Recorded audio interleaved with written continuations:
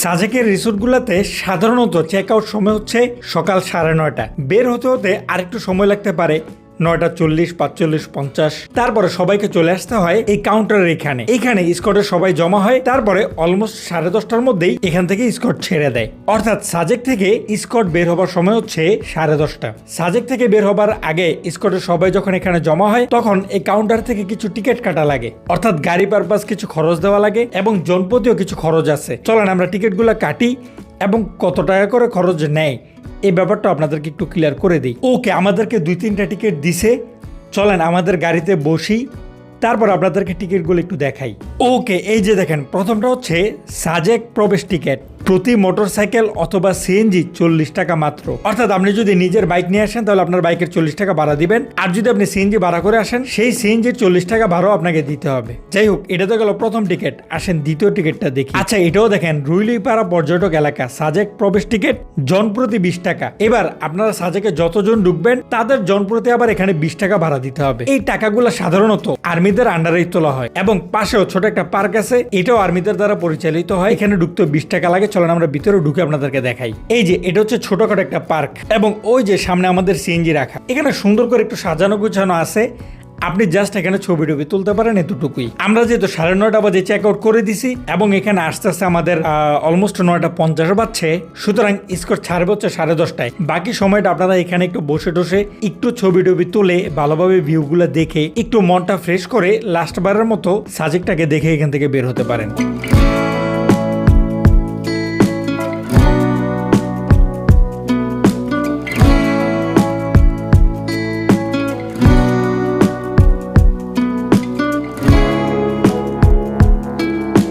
আচ্ছা, এখানে এক ধরনের আশ্চর্যজনক গাছ আছে, চলেন আপনাদেরকে একটু দেখাই দিই। প্রথমে দেখাই দিই এই গাছগুলা কে লাগাইছে এবং কত সালে লাগাইছে। ওকে, দেখে নিলেন। এই যে দেখেন গাছগুলা, আপনারা বলতে পারবেন এগুলা কি গাছ? সাধারণত এগুলাকে ক্যাকটাস গাছ বলে না? কি বিশাল বড় বড় দেখেন, আপনার 3 ডাবল 4 ডাবল হবে, আপনার মধ্যে বাইরে বাইরে উঠতে পারবেন। যাই হোক, মোটামুটি এখানে ভিউটা দারুণ। যাই হোক, সাজেক ঘোরাঘুরি শেষ, চলেন সাজেক থেকে বের হবার সময় হয়েছে, আমরা বের হই। ওকে, সাজেক থেকে বের হইলাম আর বৃষ্টি শুরু হয়েছে। বৃষ্টির কারণে বাইরের দৃশ্যগুলো আপনাদেরকে দেখাইতে পারতেছি না, তবে সাজেক কিন্তু বৃষ্টির দিনই সুন্দর লাগে। কিন্তু এখন বৃষ্টিতে ভিজে যাবে না, যেহেতু আমরা অনেক দূর জার্নি করব। যাদের প্ল্যান আছে এই সিজনে সাজেকে ঘোরার, তারা কিন্তু আমাদের ভিডিওগুলো ধারাবাহিকভাবে দেখতে পারেন। আপনাদের অনেক ক্ষেত্রে উপকার হয়ে যাবে। সাজেক সম্পর্কে আপনাদের মোটামুটি একটা ভালো ধারণা হয়ে যাবে। প্রত্যেকটা ভিডিওর লিংক আমাদের এই ভিডিও ডিসক্রিপশনে আমরা দিয়ে রাখবো। এই যে দেখেন, বৃষ্টির মধ্যেও বাচ্চারা এইভাবে ছাতা নিয়ে চকলেটের জন্য দাঁড়ায় আছে। যারা সাজেক যাবেন এবং সাজেক থেকে ফিরে আসবেন, আপনাদের সাথে কিছু চকলেট রাখবেন। বাচ্চারা এইভাবে দাঁড়ায় থাকে শুধুমাত্র কিছু চকলেটের আশায়। আমাদের কাছে চকলেট ছিল না, এই কারণে দিতে পারি নাই। একটু খারাপ লাগছে, কিন্তু কি আর করা। ওকে, আমরা মাসালাং আর্মি ক্যাম্পে চলে আসছি। এটা হচ্ছে মেইন আর্মি ক্যাম্প এবং সাজেকের মাঝামাঝি একটা ক্যাম্প। এই ক্যাম্পে 2 গ্রুপ একসাথে হয়, অর্থাৎ যারা সাজেক থেকে ব্যাক নিবে এবং যারা সাজেকে ঢুকবে। 2 গ্রুপ একসাথে হয়ে প্রথমে যারা সাজেক থেকে বের হবে তাদেরকে ছেড়ে দেয়, তারপরে সাজেকে যারা যাবে তাদেরকে ছাড়া হয়। যাই হোক, এখানে বেশিক্ষণ সময় অপেক্ষা করা লাগে না, 4-5 মিনিটের মধ্যেই ছেড়ে দেয়। ওকে, আমাদেরকে ছেড়ে দিছে। চলেন এবার আমরা সাজেক থেকে বের হই।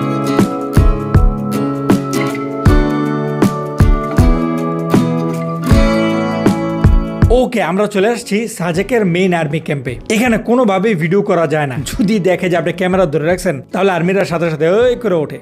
যাই হোক, আর্মি ক্যাম্পে এসে আমরা কিছুক্ষণ থামলাম। এখানে কিছু দোকান আছে, যেই দোকানে আপনারা মোটামুটি পাহাড়ি ফলগুলো পেয়ে যাবেন।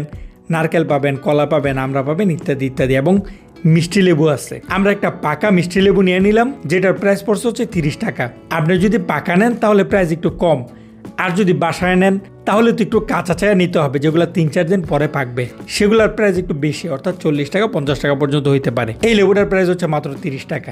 চলেন আমরা খাইতে খাইতে সাজেক থেকে বের হই।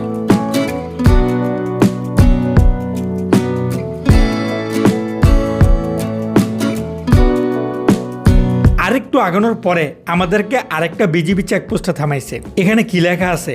সবার উপরে দেশ। আচ্ছা, এখানে আবার সিএনজি গুলা থামানোর কারণ হচ্ছে যেহেতু এখন সিএনজি গুলা সিঙ্গেল বের হইতেছে, এই কারণে তারা কয়েকটা সিএনজি কে একসাথে যাইতে বলে। এটাও আসলে মূল কারণ না। মূল কারণ হচ্ছে বিজিবির এখানে একটা রেস্টুরেন্ট আছে, এখানে তারা সিএনজি থামায় এবং যাত্রীদেরকে তাদের রেস্টুরেন্টে আমন্ত্রণ জানায়। সুতরাং আপনার ইচ্ছা হলে এই রেস্টুরেন্টে যে কিছু খেয়ে আসতে পারেন অথবা নাও আসতে পারেন, কোনো সমস্যা নেই, কোনো জোর জবরদস্তি নেই। এখানেও 4-5 মিনিট অপেক্ষা করার পরে আমাদেরকে ছেড়ে দিয়েছে, আমরা চলে আসছি। তারপরে আমরা খাগড়াছড়ি এসে পৌঁছালাম অলমোস্ট 1:30টার দিকে। এসে খাওয়া দাওয়া করলাম এবং কাউন্টারে আসলাম গাড়ির টিকিট কাটতে। সিএনজিওয়ালার সাথে আমাদের চুক্তি ছিল হচ্ছে সে আমাদেরকে খাগড়াছড়ি এনে খাগড়াছড়ি 3-4টা স্পট ঘুরে দেখাবে। কিন্তু ঘটনা যেটা হয়ে গেছে, কাউন্টারে আইসা দেখি আড়াইটার দিকে একটা গাড়ি ছাড়বে, তারপরে বিকালের মধ্যে আর কোনো গাড়ি নেই। আরেকটা গাড়ি হচ্ছে রাতের 10টার পরে, 10:30টার দিকে। এখন এখানে সমস্যাটা হচ্ছে সিএনজিওয়ালা আমাদেরকে ঘুরাবে বিকাল 5টা পর্যন্ত, তারপরে বিকাল 5টা থেকে রাতের 10টা 10:30 পর্যন্ত আমাদেরকে আরেকটা গাড়ির জন্য অপেক্ষা করা লাগবে।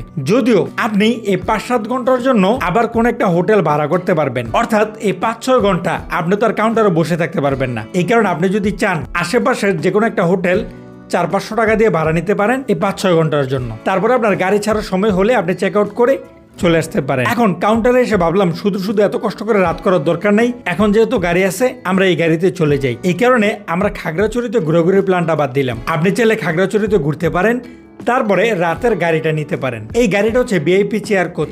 স্লিপার সিটের তুলনায় এই সিটগুলোর ভাড়া 100 টাকা করে বেশি প্রতি সিটে। স্লিপার সিটের ভাড়া ছিল হচ্ছে 1600 টাকা করে এবং এই সিটের ভাড়া হচ্ছে 1700 টাকা করে। তবে আপনি যদি আরেকটু কম খরচে যাতায়াত করতে চান সেক্ষেত্রে নন এসি বাসগুলোও আছে, যেগুলোর প্রাইস পড়বে 700 থেকে 750 টাকার মধ্যে। তাহলে চলেন আজকের ভিডিওটা এই পর্যন্তই। এরকম গুরুত্বপূর্ণ ভিডিওগুলো পেতে আপনি কিন্তু আমাদের চ্যানেলটাকে সাবস্ক্রাইব করার পাশাপাশি পাশে থেকে বেল আইকনটা বাজিয়ে রাখতে পারেন। আপনারও যদি ট্রাভেল করার এবং ঘোরাঘুরি করার শখ থাকে তাহলে আমাদের ভিডিওগুলো আপনার বেশ কাজে আসতে পারে। আজকের সম্পূর্ণ ভিডিওতে আমাদের সাথে থাকার জন্য অসংখ্য ধন্যবাদ। আসসালামু আলাইকুম।